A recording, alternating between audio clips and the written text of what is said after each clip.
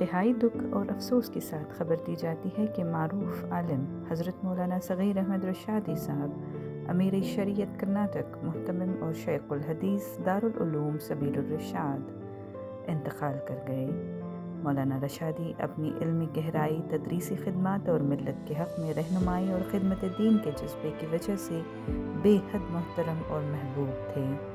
انہوں نے ہزاروں طلباء کی تربیت کی اور اپنے خطابات، تدریس و مشاورت سے امت کو فائدہ پہنچایا ہے۔ عالمی، قومی اور علاقائی سطح پر علماء، مشائخ، سماجی رہنماؤں نے مولانا صغیر احمد رشادی کے انتقال پر گہرے دکھ اور افسوس کا اظہار کیا ہے اور ان کی خدمات کو دینی و علمی اعتبار سے ناقابل فراموش قرار دیا ہے۔